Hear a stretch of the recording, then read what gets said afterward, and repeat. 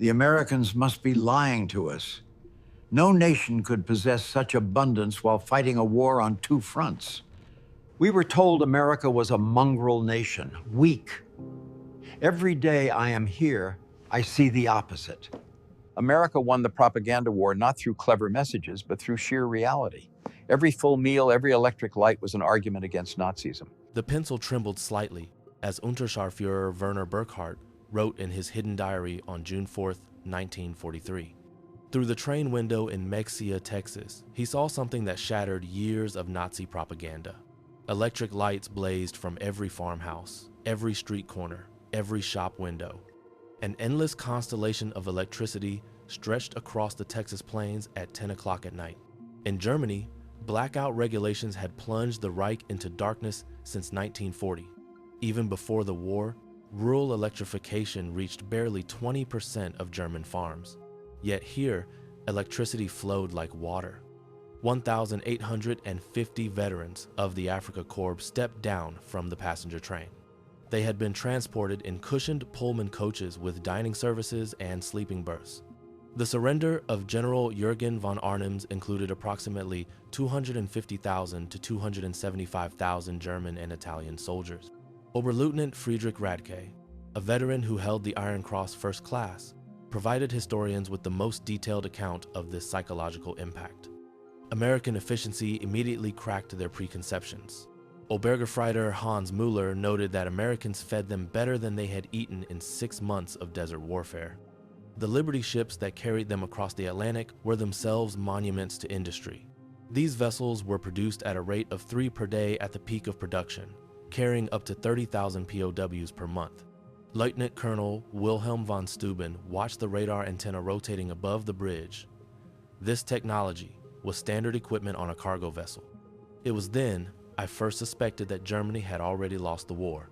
On August 2, 1943, at Norfolk Naval Base, Virginia, the prisoners' final preconceptions were shattered. The port sprawled across 4,300 acres, handling more tonnage in a single day than the entire German port of Hamburg managed in a week. Gefreiter Johann Weber counted 47 cargo ships. Along the route, they passed parking lots filled with civilian automobiles. Here, ordinary laborers drove to work in their own cars. The 3-day train journey became a systematic demolition of Nazi ideology. The trains passed factories running night shifts, their parking lots full even at midnight. Feldwebel Heinrich Müller calculated the single railway yard they stopped in used more electricity in 1 hour than his entire district in Berlin used in a day. The waste was magnificent. He wrote, "It was the carelessness of infinite resource."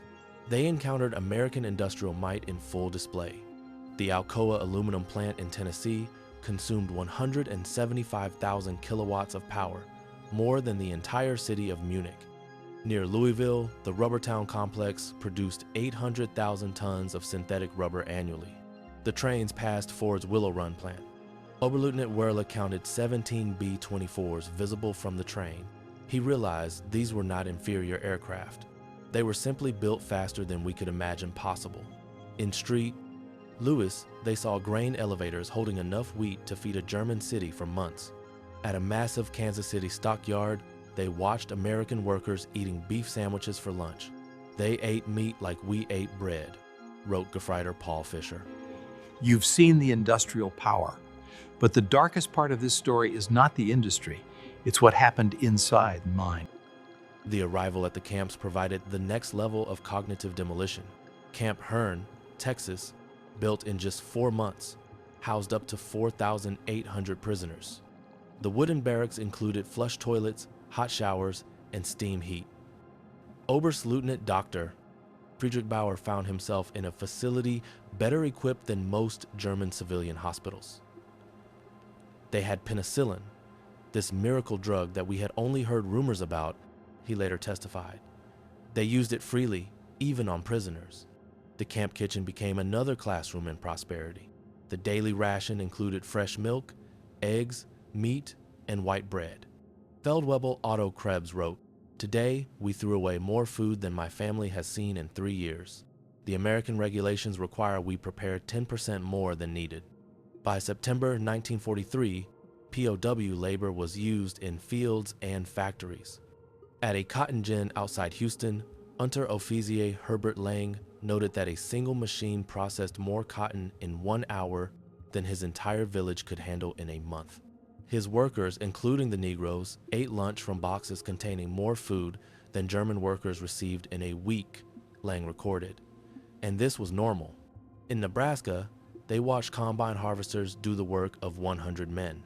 Gefreiter Wilhelm Hoffman wrote, "The farmer's son, a boy of 16, drove a tractor worth more than everything my father had earned in his lifetime." Christmas Eve 1943 provided the most profound psychological impact. American civic groups sent 500,000 Christmas packages to German POWs. The Christmas feast included turkey, ham, and pies. Feldwebel Hansa wrote, "We ate like kings, better than German generals eat. The guards told us this was a normal American Christmas dinner." Spring 1944 brought expanded labor programs. At the Higgins Boat Factory in New Orleans, prisoners watched workers assemble 700 boats per month. They produced more boats in a month than our entire Navy built in a year. Oberwachtmeister Paul Hartmann wrote, "I thought I understood industrial production, but this was beyond imagination. They wasted more steel in spillage than we could produce." June 6, 1944. When news of the Normandy invasion reached the camps, prisoners experienced their final ideological collapse. The scale of the operation, 6,000 ships, 11,000 aircraft, demonstrated American organizational capacity beyond Nazi Germany's wildest dreams. Oberleutnant von Tobin wrote, "We knew then that everything was lost, not just the war, but the entire Nazi project. We had challenged the world's greatest industrial power with fairy tales." German POWs experienced something that challenged Nazi ideology more than any material wealth: American humanity. Dr. Friedrich Bauer noted they treated attempted suicides with counseling, not punishment.